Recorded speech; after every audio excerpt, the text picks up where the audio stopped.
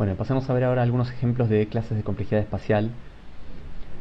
Primero, de manera análoga a como definimos las clases P y NP en el caso de la complejidad temporal, podemos definir las clases P space y NP space en el caso de la complejidad, para el caso de la complejidad espacial. Entonces, por ejemplo, escribamos la definición de P space. P space es la clase de todos los lenguajes que se pueden decidir usando espacio polinomial, o sea, es la unión de space n a la k, donde k es un número natural. O sea, cualquier polinomio va a estar siempre superado por n a la k para alguna potencia, no va a ser siempre del orden de n a la k. Entonces esta es así se define la clase P space. Y por otro lado la clase NP space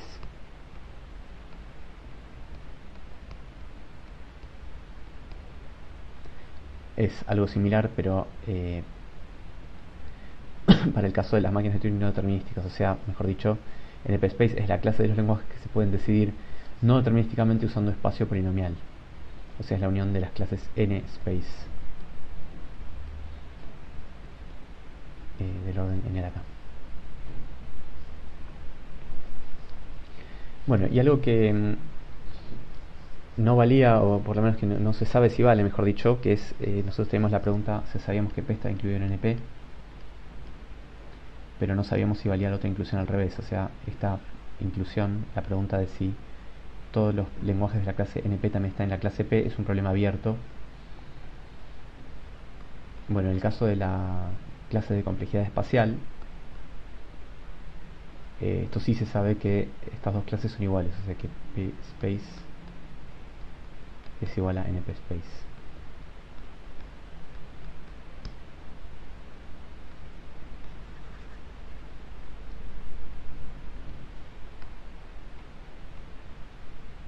Bueno, la demostración en realidad es cortita porque ya demostramos el teorema de Savage en la parte anterior de la clase.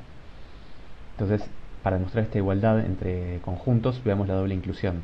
Hay una inclusión que es muy fácil, que es esta, ¿no? O sea, si A es un lenguaje que está en la clase P space, eso quiere decir que hay una máquina de Turing determinística que lo decide en tiempo polinomial, perdón, en espacio polinomial, y por lo tanto, esa misma máquina de Turing determinística se puede pensar como si fuera no determinística, pero que no hace uso del no determinismo. O sea que también existiría una máquina de Turing que decide A usando espacio polinomial. O sea que también A pertenece a NP space.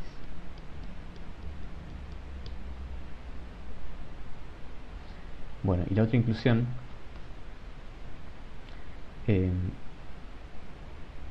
digamos, supongamos que tenemos un lenguaje A que está en NP space.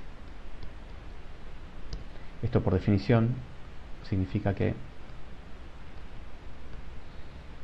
A pertenece a N space de N a la K para algún número K.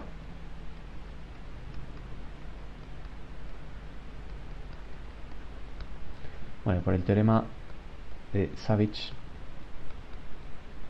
que demostramos en la parte anterior de la clase, sabemos que una máquina de Turing no determinística que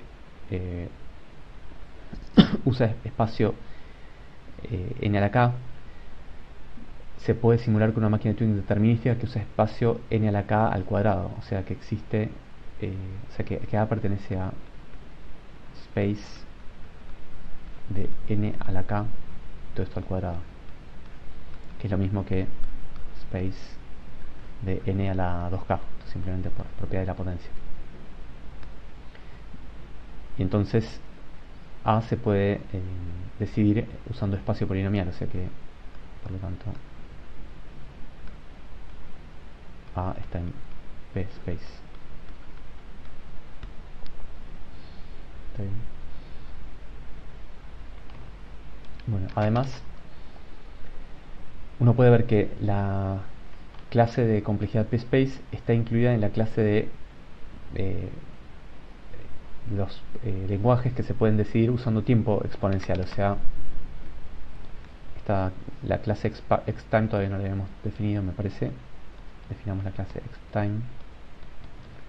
Xtime es la clase de los lenguajes que se pueden decidir en tiempo exponencial, o sea, es la unión de eh, de todos los conjuntos de lenguajes eh, que se pueden resolver en tiempo exponencial, o sea, que tardan tiempo 2 a la n a la k para algún k.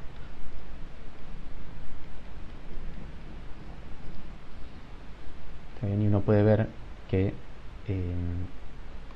voy a enunciar como teorema, igual lo voy a mencionar medio por arriba la demostración. No puede ver que la clase pspace está incluida en la clase exptime. Bueno, ¿por qué? Porque si uno tiene un lenguaje que se puede decidir con una máquina de Turing que usa espacio polinomial, entonces, ¿cuánto tiempo puede tardar esa máquina en ejecutar? Si usa espacio polinomial significa que la cinta, a lo sumo, o sea, de la cinta se van a usar a lo sumo n a la k celdas. ¿En cuántos estados puede estar esta cinta? Bueno, va a poder estar a lo sumo en 2 a la n a la k estados. En realidad, bueno, esto sería si el, el alfabeto tuviera 2 símbolos, pero si tuviera más símbolos, siempre, igual que hicimos antes, en la demostración del teorema de Savage, podríamos multiplicar acá por una constante suficientemente grande para contemplar también el tamaño del alfabeto. Entonces, la cantidad de configuraciones posibles en las que puede estar una máquina que use espacio polinomial, y si el polinomio es n a la k, va a ser exponencial en ese número. ¿Está bien? Y no podría tardar más tiempo, porque si tardara más tiempo, las configuraciones se empezarían a repetir y eso significaría que la máquina entró en un loop y se colgó, y eso no puede ser porque la máquina termina, ¿no? Porque si uno tiene un lenguaje decidible con espacio polinomial, significa que existe una máquina que usa espacio polinomial y esa máquina siempre tiene que terminar. Entonces, esto también es verdad. Y algo más que uno puede observar, voy a poner más como observaciones, que las clases, la clase P está incluida en la clase P space. ¿Por qué es esto? Bueno, porque si uno tiene un lenguaje que se puede decidir usando tiempo polinomial, si una máquina ejecuta durante n a la k pasos, ¿cuántas posiciones de la cinta puede mirar una máquina en n a la k pasos? Bueno, en n a la k pasos, una máquina de Turing determinística puede usar a lo sumo n a la k celdas de la cinta, ¿está bien? No puede mirar más que eso,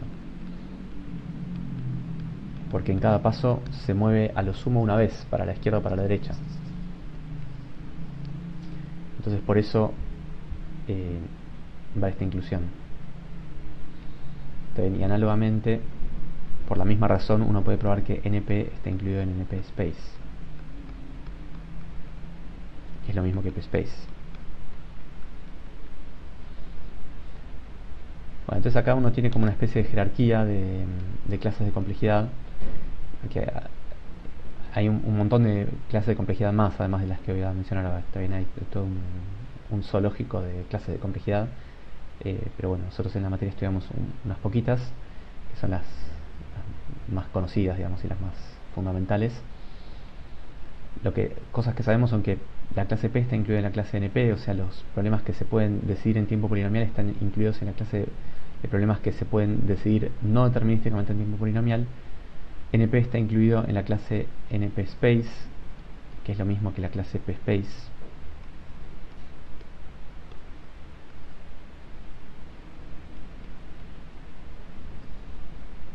No sé cómo escribirlo, vamos a escribirlo así.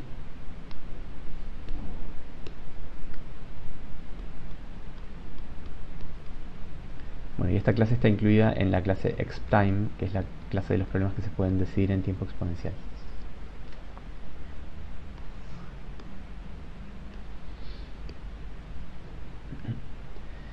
Bueno, y uno también se puede imaginar clases de complejidad por acá abajo, digamos, o sea, que, por ejemplo, en lugar de pedir que un lenguaje se pueda decidir usando una cantidad polinomial de espacio, que se decida usando menos que una cantidad polinomial de espacio. Entonces, dos clases de complejidad que también se estudian, digamos, son las clases L y NL. Entonces, L es la clase de complejidad de los lenguajes que se pueden decidir en espacio logarítmico con una máquina de Turing determinística. O sea, son es la clase de los lenguajes que usan espacio del orden del logaritmo de n. Acá no pongo la base porque la base, como ya discutimos alguna vez, no importa, ¿no? Si acá yo pongo el logaritmo en base 2 o el logaritmo en otra base, siempre da lo mismo en términos de notación O. Y NL es análogamente la clase de los lenguajes que se pueden decidir no determinísticamente usando espacio logarítmico en N. Bueno, y veamos un par de ejemplos. Por ejemplo, consideremos este lenguaje, el lenguaje A. O sea, esta condición es muy restrictiva, ¿no? Porque lo que nos está diciendo es que la cantidad de memoria que podemos usar para decidir un problema, por ejemplo en la clase L, tiene que ser más chica que la entrada, y de hecho tiene que ser mucho más chica que la entrada, también tiene que ser del orden del logaritmo de la entrada. Entonces, un ejemplo es el lenguaje A, que consta de las palabras de la forma a la n, b a la n, donde donde n es un número natural. Este lenguaje es un lenguaje que ustedes sabían que no era regular, la materia de lenguajes formales y autómatas, pero sí era independiente del contexto. Y lo que podemos decir en este contexto de esta materia es que está en la clase L.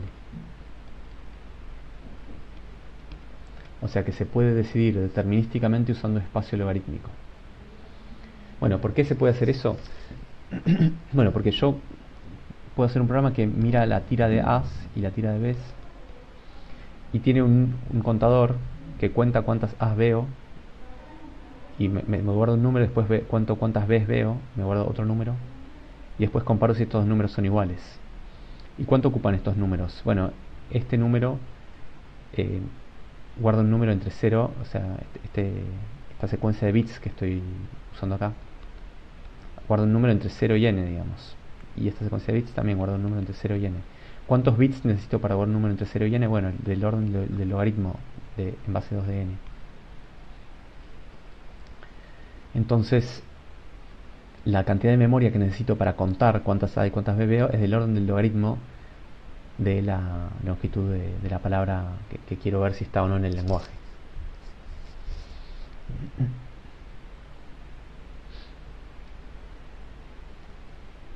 Bueno, y otro ejemplo, el lenguaje Path, este ya también lo habíamos mencionado, es el lenguaje de las codificaciones de grafo dirigido acompañadas de dos vértices. Acá es un grafo dirigido.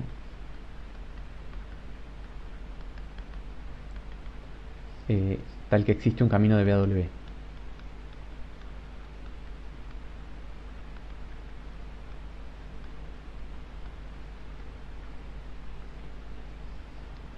Bueno, este lenguaje está en la clase NL.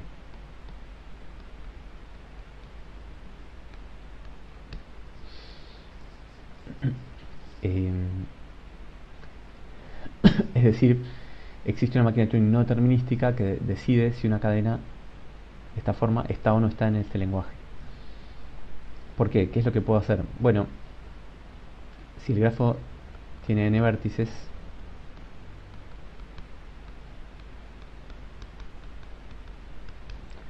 puedo guardarme un puntero a un vértice.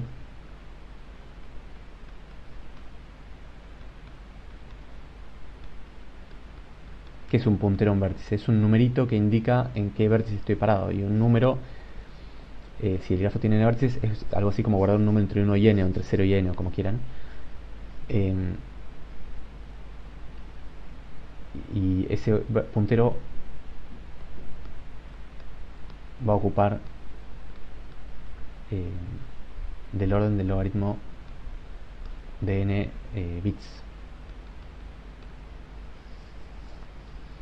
Entonces yo tengo un grafo que tiene aristas dirigido. Bueno, tengo un grafo posiblemente más grande y yo en todo momento guardo un puntero a un vértice. Entonces lo que hago es, empiezo desde el vértice desde el vértice B. Yo quiero ver si existe un camino desde B a W, y lo que hago es, no determinísticamente elijo una transición. O sea, salgo por alguna flecha que salga de B hasta otro vértice. Por ejemplo, de B puede haber varias flechas que salgan. Elijo una de manera no determinística y muevo el puntero para que apunte a ese vértice. Y repito esa operación como mucho la cantidad de vértices totales que tenga el grafo. ¿Está bien? Porque si hay un camino de B a W, a lo sumo el camino va a ser de la cantidad de nodos que tenga el grafo, porque si no habría un loop, habría un ciclo que se podría eliminar. Pero eso tardaría tiempo lineal, no determinístico, pero no nos interesa el tiempo acá. Lo que nos interesa es la memoria. En términos de memoria, lo único que necesito es guardar un puntero a un vértice, y ese puntero ocupa del orden del logaritmo en base 2 de n. Y por lo tanto es verdad que está en la clase no determinística, no determinísticamente logarítmica, no sé cómo decirlo bien en castellano. Bien, bueno, con eso terminamos la clase de hoy, me parece.